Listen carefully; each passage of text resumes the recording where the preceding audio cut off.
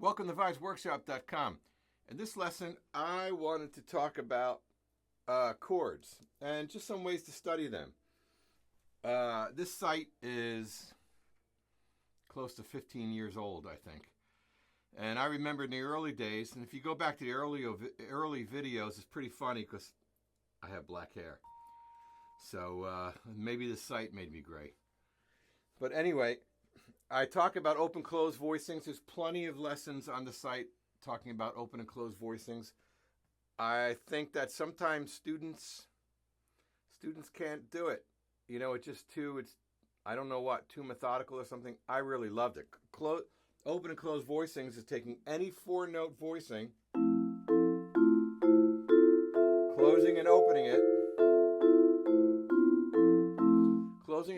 and going up through all the inversions. It's a great way to study. And then I talk about, okay, well then do the closed voicing and go up the scale maybe one time. Okay, then I open it. Next inversion. And then open. It's a great way because remember, we don't comp like this.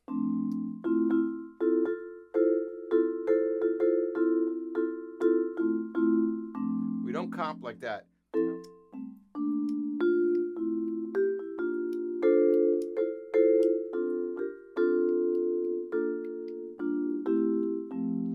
So maybe if I was comping, the music just said F major 7 for, what is that, 8 bars?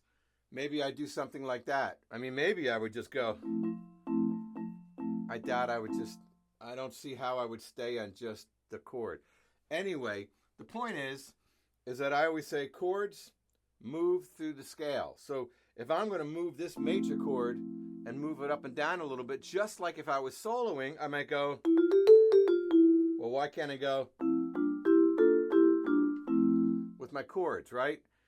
So if I'm gonna do that, I have to know the scale. I have to know the scale of the chord I'm playing, and the scale in context. Maybe you're playing a minor chord, and in this song, it's a Phrygian scale. You know, it looks like a Phrygian scale, or in this song, it's a Dorian scale or an Aeolian scale. So you have to know that.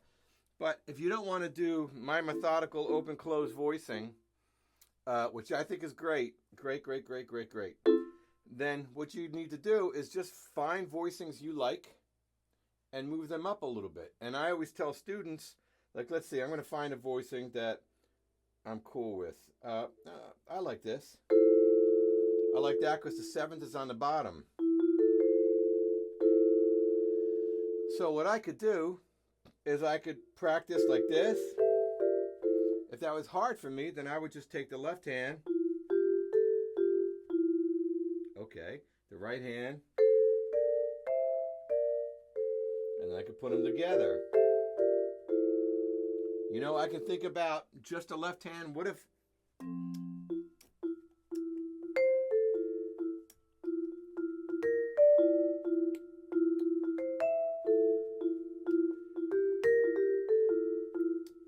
So I just took that part of the chord and tried to play a line over it, tried to do something with it, which is cool. I think of that as hands separate. This hand's just comping, and this hand's playing the line, which means with this hand I can't do, right? I guess if I worked on that, I don't want to. That guy, if you don't know Theodore Milkov, you should stop this recording now and search him on YouTube and listen to him play. You will be blown away. I guarantee you. I'm not going to tell you anything else about him. You will be so blown away if you haven't seen him play before. Okay. So just think about that with the chords. And I always say go up 1, and then I say go up 1, down 1. Sometimes I say go up 3. So here's up 1. Here's up 1, down 1. Okay, here's up 3, down 1. Now, as an exercise, you don't really comp like this, but you could go...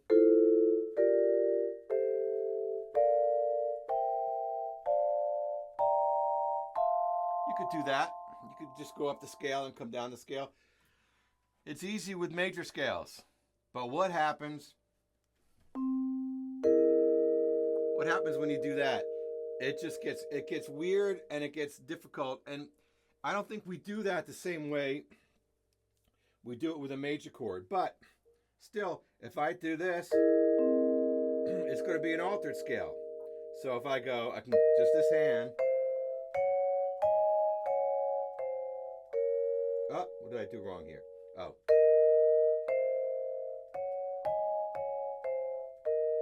Interesting. That's kind of cool. And you know, if we do this to a minor scale, we would go, oh, it looks like F major, it looks like G minor, it looks like A minor. Well, how about this? Rootless C altered. Looks like E major 7 flat 5. Looks like F sharp 7 flat 5. Okay. Looks like, I don't know, looks like A flat. No, it doesn't look like A flat. I don't know what it looks like to me. Does it look like F sharp? I don't know. I wouldn't put a name to it. There's that. Okay, that looks like maybe some sort of E flat minor chord. How about this?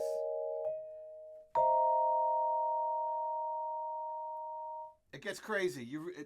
I studied all this stuff, and you know, when you study something in detail, you come out of it, you take things that you use, and you discard stuff. So I'd have to go all through that again. But, you know, I know